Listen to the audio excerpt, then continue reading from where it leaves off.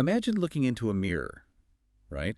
But the reflection, well, it fidgets when you sit still, and it laughs when you're serious. Oh, that would be incredibly disorienting. Exactly. But that is literally the reality for the twins in Grace Lin's book, Ling and Ting.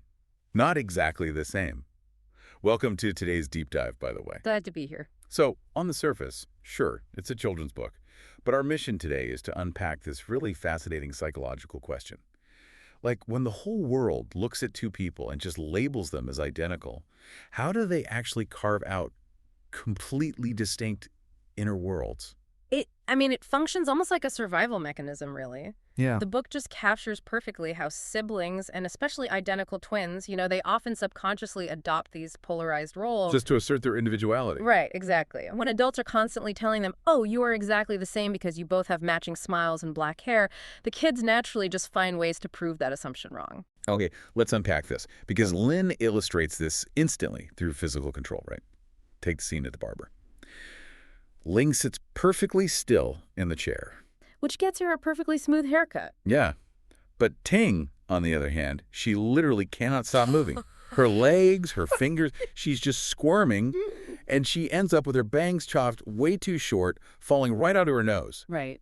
So I'd have to ask, is assuming they have the exact same personality just because they look alike, is that sort of like judging a book entirely by its identical cover? Like, is King just naturally that fidgety, or is she subconsciously rebelling against the expectation to sit perfectly still like her sister? Well, what's fascinating here is that this is the core dynamic of sibling differentiation. It's Yeah. not just about, one being neat and the other being messy. It's about how they choose to engage with the rules. Oh, like with the dumplings. Yes, the dumpling story is a perfect example. Ling makes these impeccably sealed, super pragmatic little pockets. She says it is so the money won't get away. Right. But Ting just stuffs hers with meat until they literally burst and proudly calls them dumplings. Dumptings, yeah. Ling operates on strict utility, whereas Ting operates on this sort of spontaneous expression. I'll push back slightly on the idea that Ting is simply being expressive or messy, though.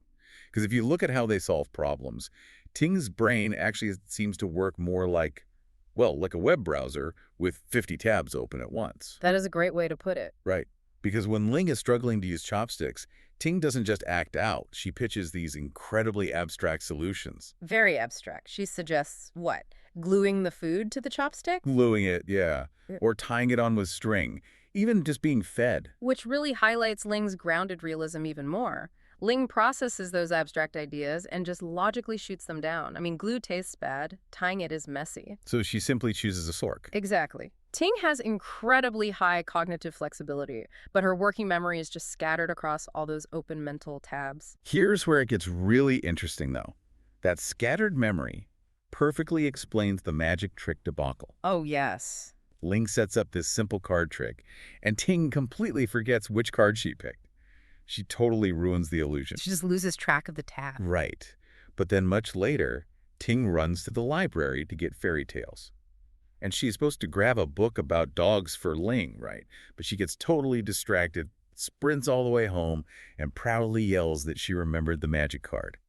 Kid of Hearts. She completely drops the assignment to get the dog book. Completely forgets it. Just because an old, unclosed mental tab suddenly refreshed. A bit frustrating for Ling, I would imagine. Undeniably. But this contrast in how their brains process information, it builds to this really poignant dynamic at the end of the book. Right, the climax, the mixed-up bedtime story. Yes, Ting tries to tell a bedtime fairy tale, but she essentially blends all those open browser tabs into one chaotic narrative. She starts mixing up everything. She's talking about Ling sneezing at the barber, flying magic hats, chopstick dumplings. It's total historical inaccuracy. Ling naturally has to step in and correct the facts. She does. But notice what Ting achieves there. Even as Ling corrects the logical details, Ting delivers the emotional truth of their relationship. She ends the story by declaring, but they always stay together. Oh, wow. That is sweet. Yeah. And for you listening, this is a brilliant illustration of how relationships actually thrive. Harmony doesn't demand uniformity. Right. You can completely clash in your methods. One of you relying on a pragmatic fork, the other suggesting glued chopsticks. But you can still perfectly align in your connection. Being different doesn't mean you aren't inseparable. That completely flips the script on how we view compatibility. You really do not need to be identical to be united. Absolutely not. Which leaves you with this final thought to mull over.